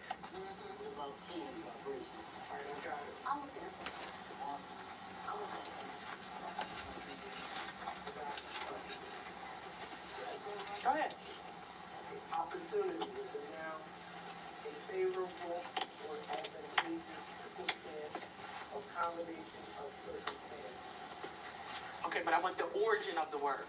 That's still connotative. Here they don't have the etymology.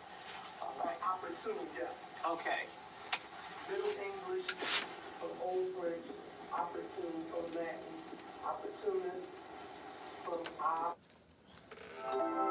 Unlock a new world of efficiency with Asana.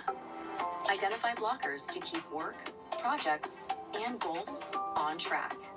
Try for free today at asana.com. portal. Name coming toward port.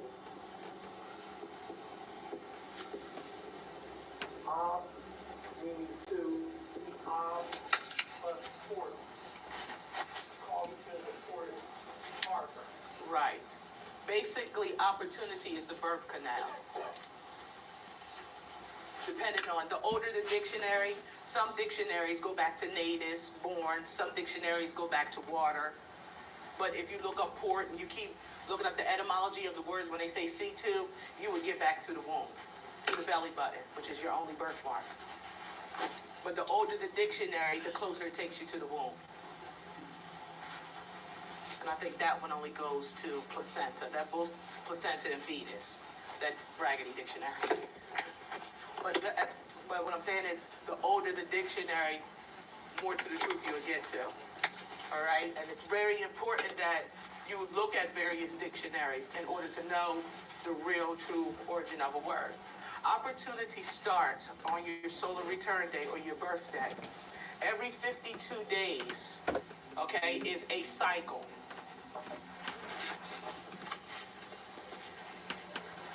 Every 52 days is a cycle. Okay, the first 52 days of your life is called your opportunity cycle, and that cycle deals with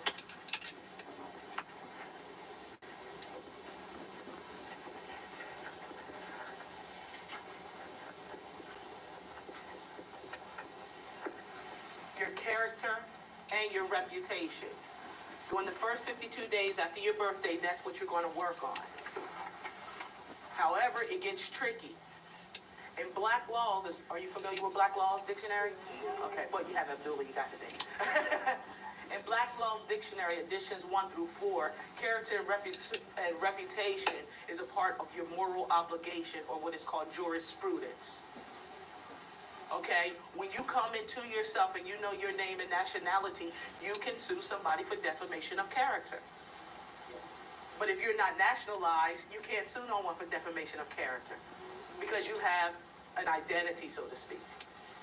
Okay? And that's what the real book of Job is really about. That's why we suffer, because we don't know who we are. That's why Job suffered. That's why everything was taken, but in the end, everything was given back when he went from the gate of men to the gate of God. Okay? And, you know, it's really interesting. You know, the Bible says a lot. Not what, if you don't mind me saying, most pulpit entertainers say, but you can get a good message out of it if you know etymology.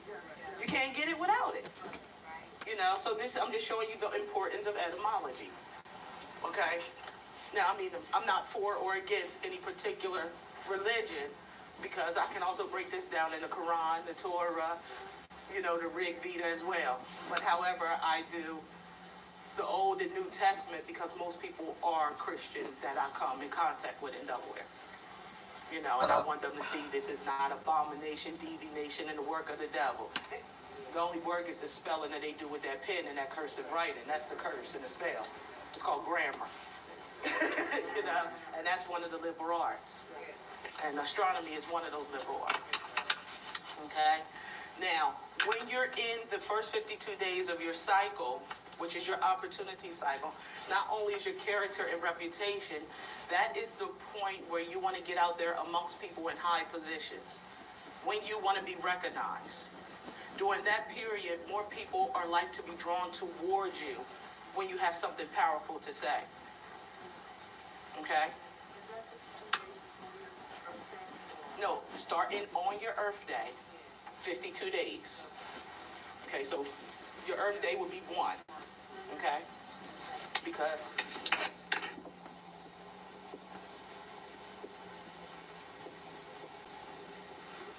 Okay? And then on the 365th day is the actual start of your next birthday. You got to keep in mind, a parable deals with measurements. Okay? And our calendar system is off by 18 years and a fraction. Okay? But if you go look back at Job, if you want to know what this is, this will be the vernal equinox or spring.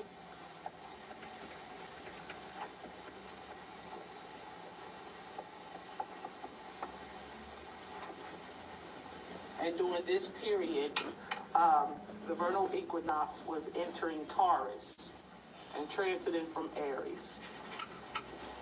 Okay? Okay? This is the closest chronology that they say, but somewhere along the line I know it's much older. But we're just going to go with that for now. Because in 1944, all of that changed when they started using the atomic clock. And then they added wartime, and then you started springing forward and springing backwards. And then in 2008, before Bush left office, he wrote an executive order to change daylight saving times to November 1st. Did y'all notice that? You didn't notice that? It used to be in September. Now it's in November. Yeah. See, he changed time again so that you can't be aligned with the planets. And you can't get your chakras aligned. So all the yoga you're doing, all the breathing is for naught if you don't know what time it is. And this will get you back in tune with the cycles of nature, because that is what time is created from, the cycles of nature. So don't go by that clock. If you see the clock, it has 12, which is the 12 zodiac signs. However, go by your cycles, okay? Because it's very, very serious, because we're in the middle of a spiritual warfare. First they took our bodies, then they took our minds, now they're coming after our soul. It's serious. And this can get you back on track, okay? Because you'll be in tune with the Most High, you know. And what is so interesting about this, because in the book, in the New Testament, this parable corresponds, it says comparison. That's what a parable does. So anytime you have any scriptures and they call it a parable, it has to correspond with something. It needs another scripture to compare it with. The scripture that this goes with is, in my Father's house there are many mansions. Okay? It's the grand architect of the universe who built her house without tools, eternal. And they said that in order for us to remember of her existence, she created letters and numbers. That's how the Greek translated. I am what I am, therefore I am. That's what that means. It's a little Masonic code. Okay? Then the comparison with Amos 5:8 goes with 1 Kings, and it's 7:11 through 14. When it goes, I'm a son of a widow from the house of Naphtali, and Naphtali is Virgo. So now you understand where the son of a widow comes from. Okay, it's in the book of Kings, but you need all of this in order to get to that. You know. Son of a widow. I'm a son of a widow from the tribe of Naphtali. Naphtali just means Virgo. It's an Akkadian word.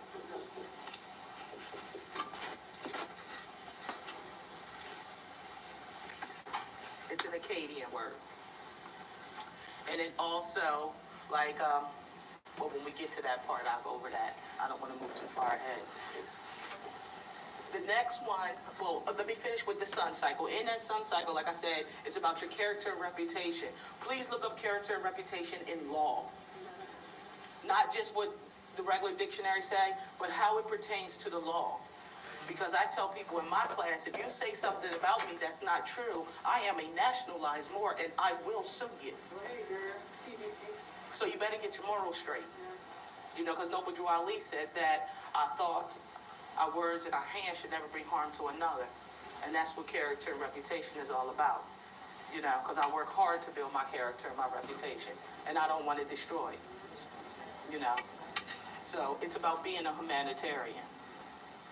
You know, like I tell people, you know, the only helping hand you're going to get is at the end of your wrist.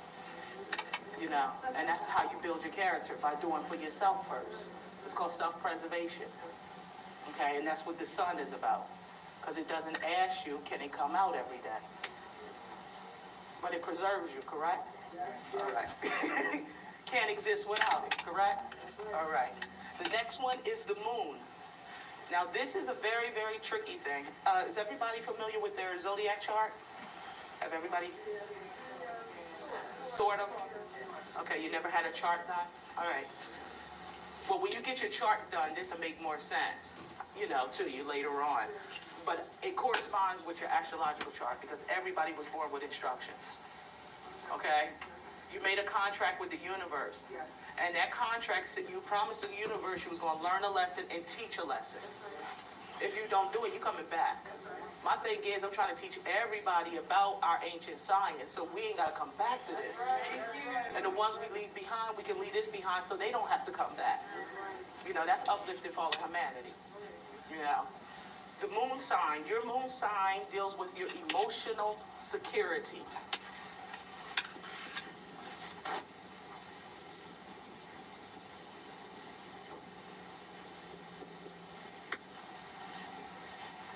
This is what you inherit from your mother while you're in the womb. Whatever your mother was going through for the 9 months she carried you, it is embedded in your DNA. Because, believe it or not, in every ancient mystery school, okay, the child was brought here to teach their parents something. So say if you're a Virgo, you was here to teach your parents how to be more perfectionists, how to complete things, okay? Aries was to teach their parents how to stand up, have a spine, don't let nobody push over on you. Taurus was about possession. You know, you ain't gotta be broke. You really don't. You got intelligence. Come on, Mom. Dang, you all that creativity, imagination, and you say you ain't got no money? You can create money with your mind. You know what I mean? Gemini teaches their parents to communicate, because most likely when they created that child, they did not know how to communicate. That's what Gemini's here for. I feel sorry for them. That's where I am. I'm getting there. Yeah, we're scary now. No, we're not. Leo basically teaches people how to shine. The world is a stage, and I'm playing every part. Okay? Virgo, I went over that. Libra is more so, you've been unfair to me. And I'm going to teach you that you won't give me justice. You won't respect me. See, Libra, that's one thing about Libras. They demand respect, even when they don't deserve it. You know?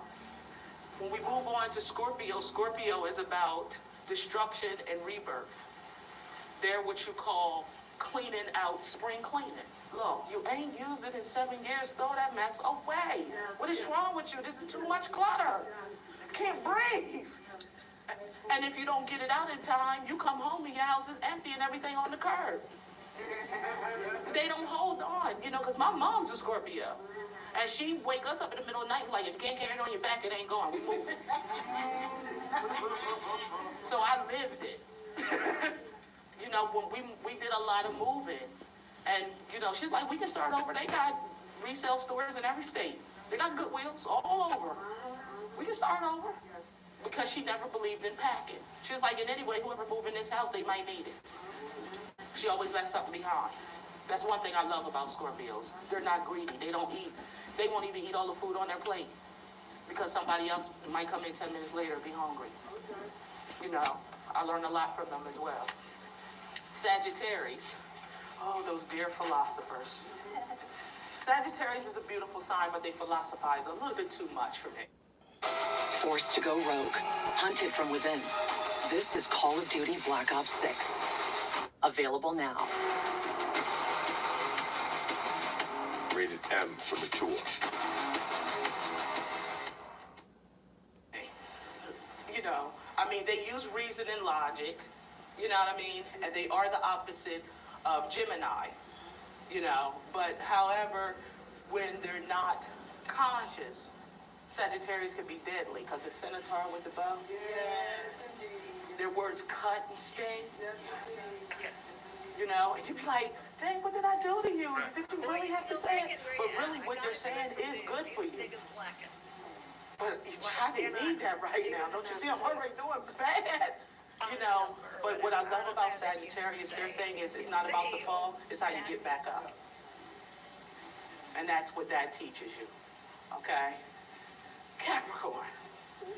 Capricorn's whole thing, they're the solitary ones. They stick to themselves. They're your organizers. They don't want to be in the forefront, but they know how to do everything and they know every damn thing. That's why if you want to have her be a good friend to a Capricorn, buy them a book. You know, music and books is their thing. And they're often assumed to be non-emotional. They're not non-emotional, they just take life serious and don't feel like crying over the small stuff. Keep it moving. Okay, somebody die every day, keep it going. I'm still here. Oh, I'm sorry you lost your mom, but look, hey, I'm still here. My children's still here. I gotta keep it moving for the living. You know, and then sometimes we get a bad reputation for that.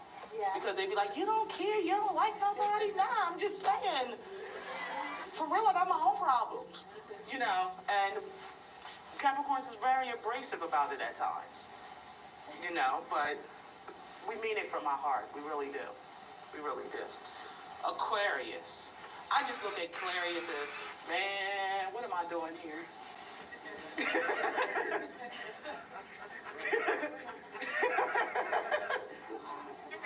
You know, they're like, you know, that's the best way. I mean, because it's the water bearer, and a lot of people think it's a water sign, and it's not. It's an air sign.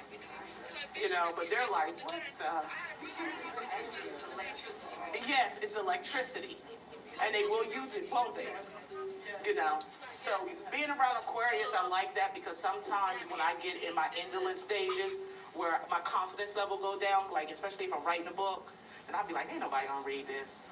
I have my Aquarius friends that I can call that is zap the energy in me and I get right back up and my confidence build up. So that's why I have Aquarius around me when I'm in my writing stages. Because they're honest, they tell you the truth. They be like, that sucks. Okay? You know, they won't say, well, you know, that's good. You know, just because they're my friend. They are honest, and that's one thing I love. Aquariuses really don't lie. You know, and if they tell a lie, you can best believe it was done to save their life or yours. It's survival. Basically, the last but not least, Pisces. Okay? I did Leo. Oh, I'm sorry.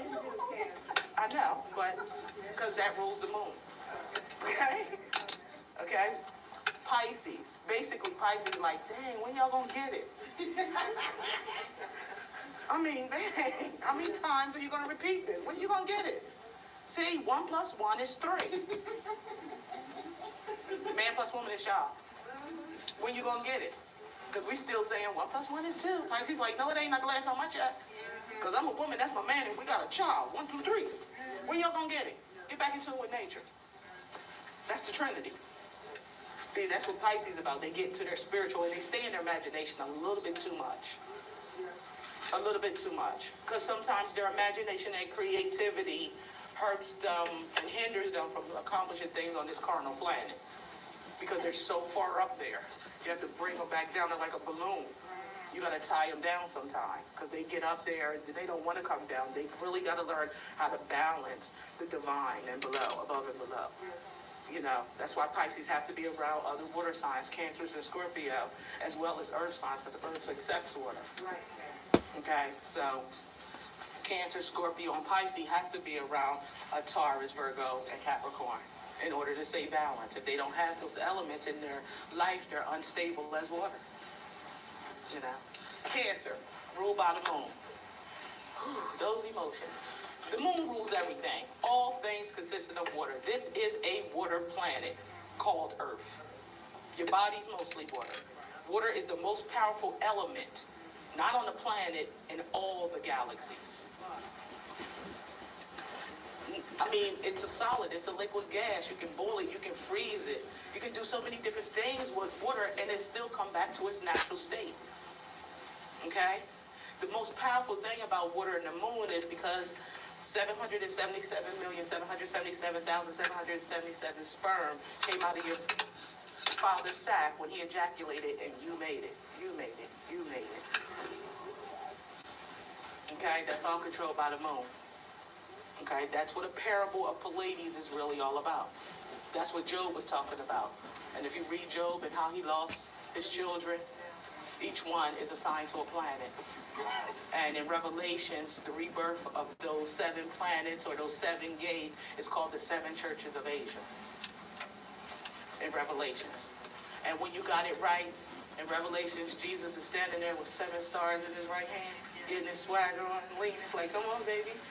You in the gates of God. Come on home. All right, yeah. That's what all of the twirling of the stars are, is in Revelation. Don't get spooked out.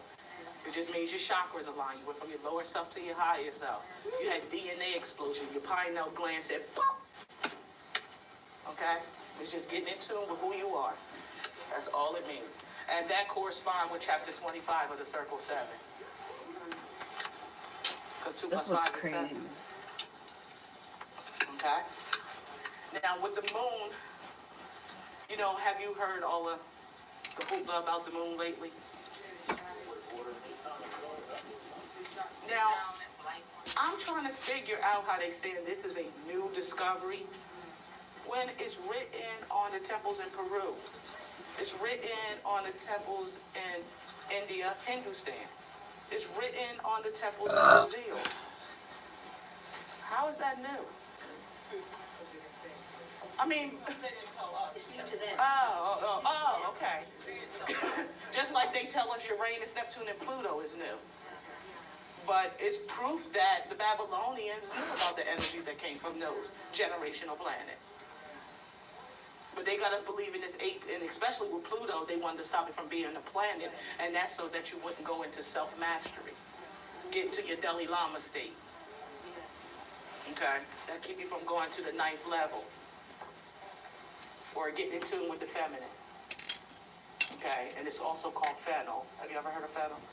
The oil that Mary Magdalene actually rubbed Jesus' feet with is fennel oil. But the old Bibles you have, that's where it says fennel in the old Bibles. But fennel derives from the word feminine or fetus or feotis. It's the applied science of 9. Okay, a man has 9 holes in his body, a woman has 12. Okay, that's what all her anointing his feet, his soul, the soul of your feet, is your soul. You know, don't be, it's verbal magic, because in original dictionaries, you know, that's how it was written. Well, not dictionaries, biblical references. All the ones before 1931. Because in 1970, it was 2 Vatican councils called the Codexes. Yes, it's, okay? Those 2 councils in 1970 is the Bible that most people are programmed by today. They had another council in 1944 to begin the 1970 council. So Nicaea Council is good to study, but you better study that one from 1970. It's serious. Because basically it's matriarchal apartheid. That's all they're implementing, another phase of the King Alfred plan. You know, so you want to study that. Oh, Mars. Okay, well, your moon sign, you know, starts on the 52nd day after your sun cycle. Okay, on the 53rd day, you start your moon cycle, so you know that. Okay, so you on your paper, you should have these planets listed, and then 52. 52 plus 52 is 104. And that's what? 56 and so forth. Because you're going to get back to 364. And then you're going to read these exact chapters, chapter 3, chapter 6, and chapter 5 in that order in the book of Job. And it will unlock what they call the Orion Star Belt.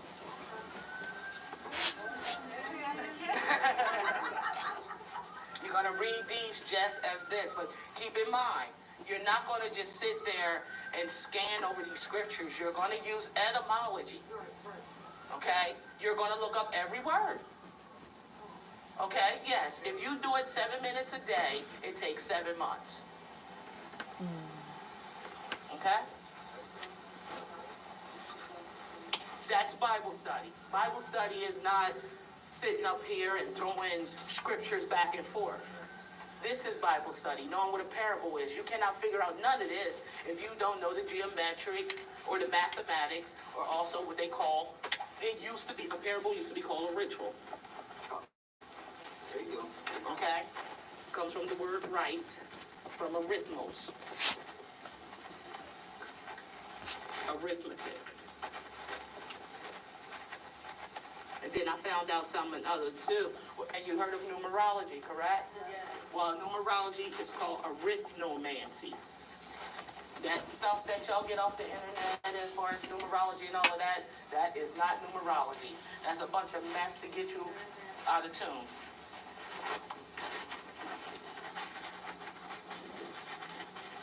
And then another word for it is called bibliomancy. And usually we don't have time for that, but when we get into bibliomancy, we break down what biblos means, break down the Phoenicians and all of that. Okay? So that'll give you something to study when you're studying the Bible. And I bet you, if you actually study the Bible, you'll know more than any preacher out there. But the difference is you be telling the truth. You know, you won't be programming the people, you be setting them free. You know, sister, I know that you don't have a lot of time to get your word from, but really, you don't really understand what studying is. Exactly. We never been really taught to study and how to. We're touching on it a little, you know, the base of the foundation, but you're sitting there and say, go study it. Well, they study because they don't know how to study. We don't have a diagram. You know? Right. We've never been taught how to study. Well, this is what this diagram is. It means study yourself. Yes, ma'am. Yes, ma'am. If you want to study, the first thing you should study is you. Stop trying to know everything and know everything about yourself. And don't get wrapped up in different things that other people get wrapped up in. Whatever draws your attention, whatever you have an interest in, let that be your goal. Don't try to know what he knows, she knows. You don't get anywhere. And all that jack of all trades and master of none, that's to keep you in the American dream, and you must be asleep for that. You know? You gotta, that's what sovereign conscience is about. That's the moon. You know, getting away from that emotional insecurity that you got from your mother in the womb. Because if your mother was victimized while she was pregnant with you, that's in your DNA. And you get the first 7 years of your life to cleanse it. Now, what if you didn't have anybody conscious around you to help you? You still carrying that on. I guarantee you, it's everybody holding a pain from pre-adolescent stage. Everybody here is holding one. Well, and psychiatry is based on astrology. Your id, your ego, and your super ego is your sun, moon, and ascendant.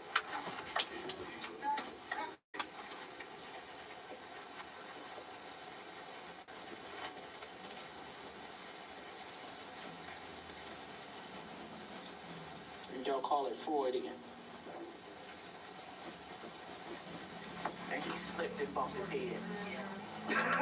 And that's a Freudian slip.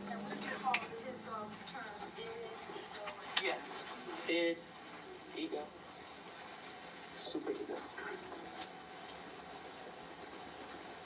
Okay.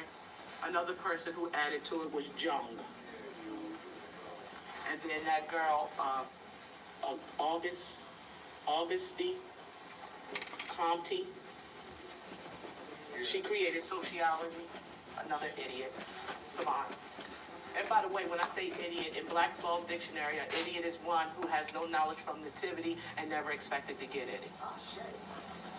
Okay? So when I say idiot, that's for people that don't know who they are and don't know their name and nationality. It's after Mars, 156 plus 52. There you go. Keep it going. See? See why this is a ritual. You got no arithmetic. All right, see what's that? 0 carry you 1, 7, 270 plus 52.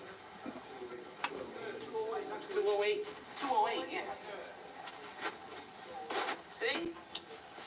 Because if you're not doing arithmetic when you're looking at parables, you're not doing anything. In order to study the Bible, you got to have etymology and arithmetic. Even Job tells you everything is veiled. The divine universe said everything's veiled in letters and numbers. That was what moved you forward. 208, Jupiter 260, 312.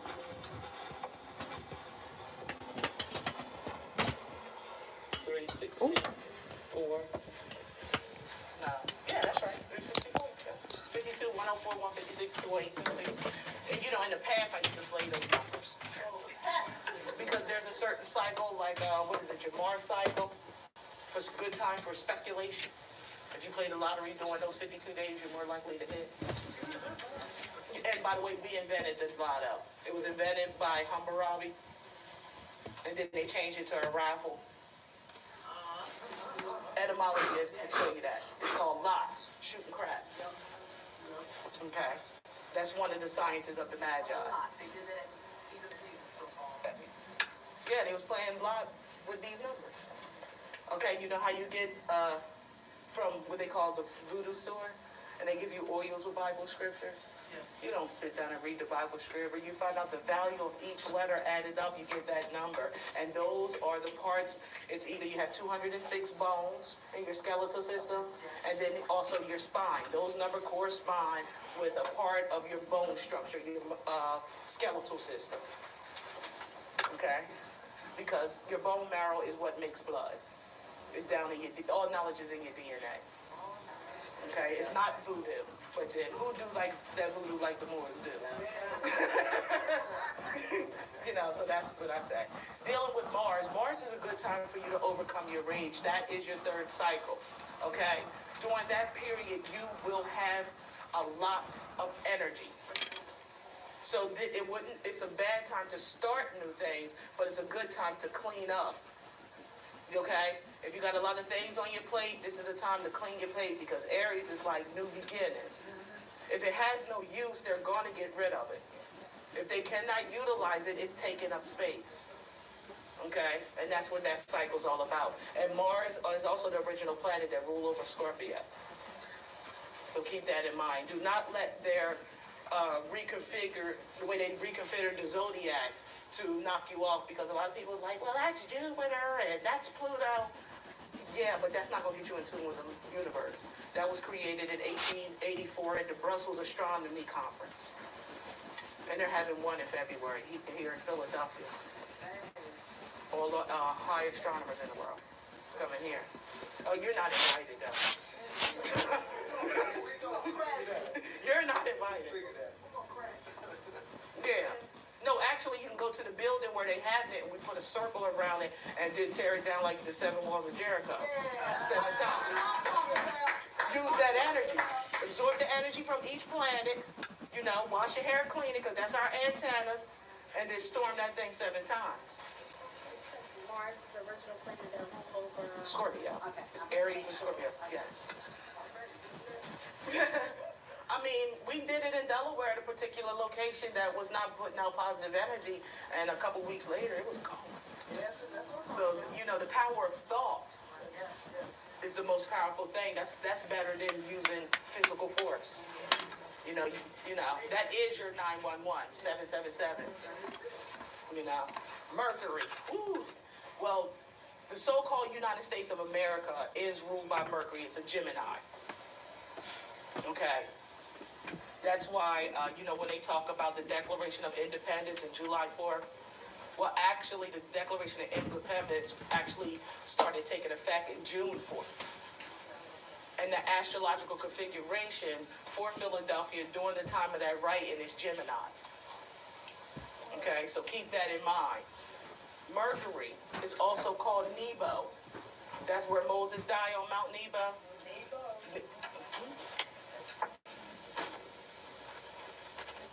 It's also called Nabu or Nabi. Oh, and your word for it is.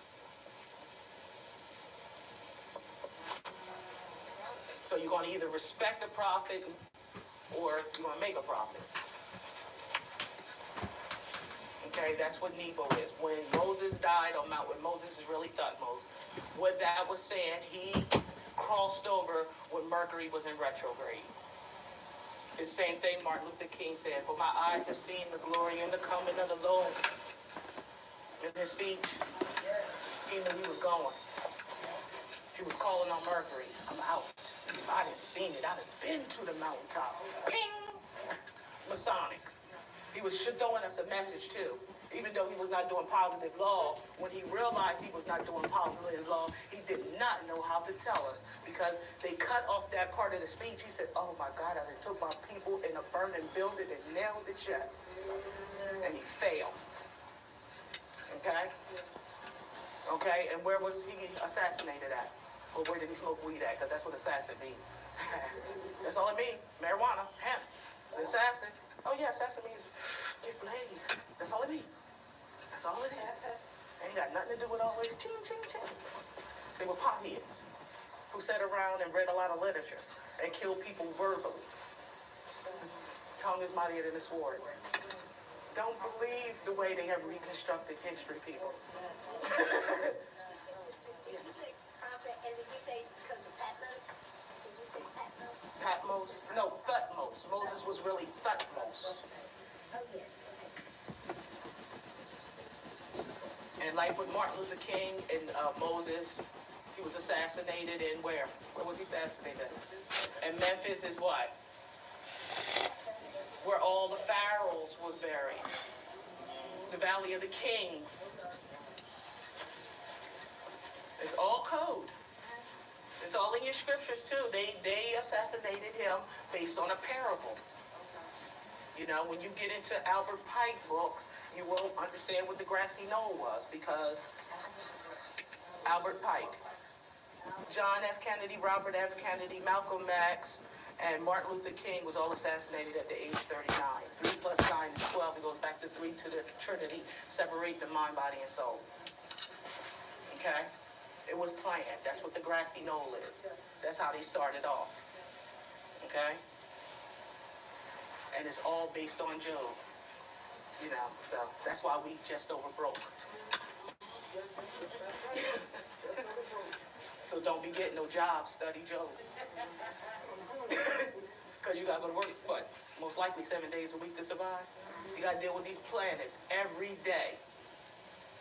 You know, I've had people who's like, well, the Bible says we're not supposed to study this because it's the devil's work.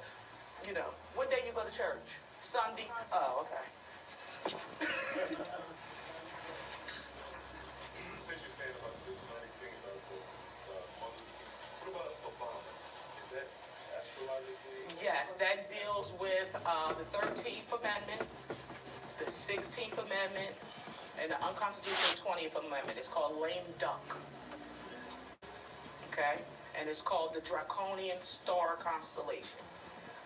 And draconian laws is strict laws. It's another Greek word for democracy or plutocracy. Okay? But that goes under the Orion star belt. That is what in Christianity they call epiphany, the manifestation. And Congress meets back on January 3rd of every year, but originally the Constitution says it's the first Monday of December. Okay, you would really have to, etymology again. Okay? You gotta know what the word apportionment means versus enumeration versus a census. 2010, the census is starting.